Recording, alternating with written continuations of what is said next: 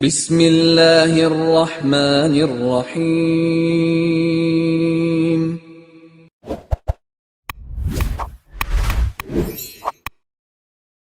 السلام علیکم ورحمۃ اللہ وبرکاتہ۔ الحمد للہ وکفی عبادہ الذین اصطفی، اما بعد۔ حاضرین و ناظرین، یہ درس حدیث نمبر 472 ہے اور آج کا عنوان ہے سونے اور سو کر اٹھتے وقت کی دعائیں۔ روایت سماعت فرمائیے، ترجمے کی بات تشکیل آئے گی۔ بسم اللہ الرحمن الرحیم۔ عن حذیفہ رضی اللہ عنہ قال كان النبي صلى الله عليه وسلم إذا أوى إلى فراشه قال اللهم باسمك أموت وأحيا، وإذا استيقظ قال الحمد لله الذي أحيانا بعدما أماتنا وإليه النشور، رواہ الترمذی۔ ترجمہ یوں ہے، حضرت حذیفہ بن یمان رضی اللہ عنہ سے روایت ہے، وہ فرماتے ہیں کہ رسول رحمت صلی اللہ علیہ وسلم جو سونے کا ارادہ فرماتے تو یوں دعا کرتے، اللہم بسمک اموت و احیا، اے اللہ میں تیرے نام سے ہی سوتا ہوں اور تیرے نام سے ہی بیدار ہوں گا۔ اور جب بیدار ہوتے تو یوں دعا کرتے، الحمدللہ الذی احیانا بعدما اماتنا والیہ النشور، تمام تعریفیں اللہ کے لیے ہیں جس نے ہمیں سونے کے بعد بیدار کیا اور مرنے کے بعد اس کی طرف ہی جانا ہے۔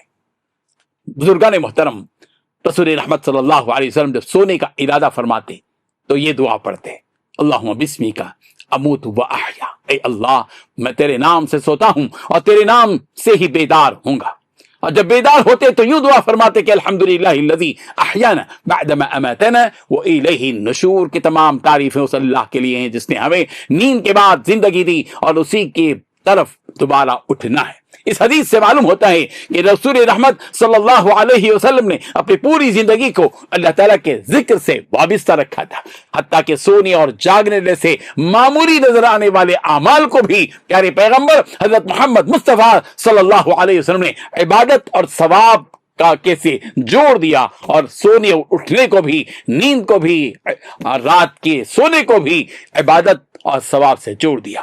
رسول رحمت صلی اللہ علیہ وسلم کی یہ دعا اس بات کا اعتراف ہے کہ میری نیند اور میری بیداری سب اللہ کے نام سے ہے، یعنی میری زندگی اور موت اللہ کے قبضے میں ہے۔ اس دعا میں توحید کا بڑا گہرا مضمون ہے، کیونکہ بندہ یہ اقرار کرتا ہے کہ وہ خود مختار نہیں بلکہ اس کی زندگی اور موت اللہ کے اختیار میں ہے۔ یہ دعا اس حقیقت کی طرف بھی اشارہ کرتی ہے کہ نیند ایک طرح کی موت ہے اور بیداری زندگی کی واپسی ہے۔